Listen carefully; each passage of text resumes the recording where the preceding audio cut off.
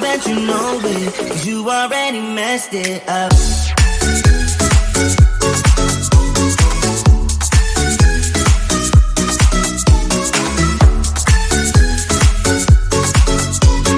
I know that you know it, 'cause you already messed it up.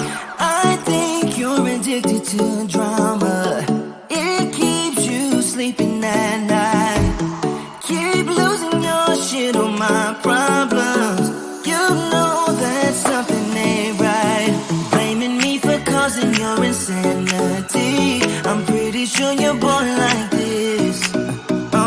Talk before you think it's your original touch, but I guess it kinda works on you. You got me paper thin, doing concrete face, diving romance in the madness. You got me good, baby, keep on coming back to you. I know that you know it, 'cause you already messed it up.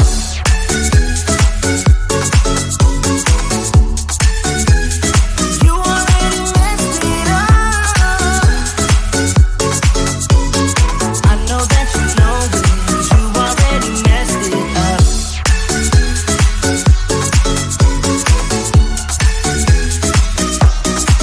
You got me paper thin, doing concrete face, diamond romance in the madness.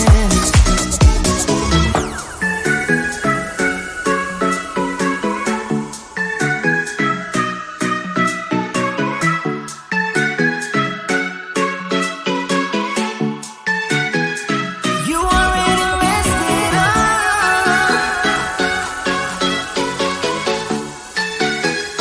You already messed it up. I know that you know it, 'cause you already messed it up.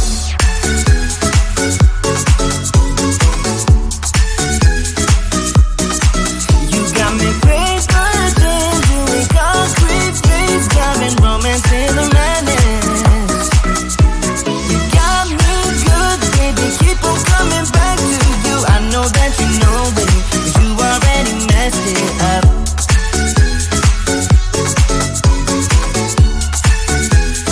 You already messed it up. I know it's a little bit too much for sure. So cold, but we're always coming back for more. Egos in this wicked game, it's all for sure. Oh, I've got you. If we figured out what it's all about, takes a second and then we're back it again. Coaster ride for the triggered minds, but I don't ever want us to stop it. Go ahead, till let me smile for all I care. Just wanna stay close, don't say that ain't gonna leave ya. I don't wanna sabotage. You're a million.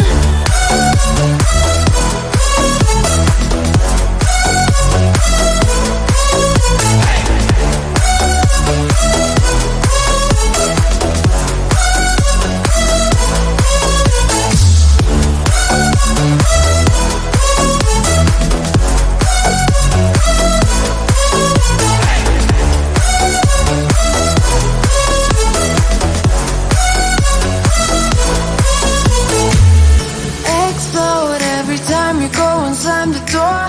Adore how we always end up on the floor.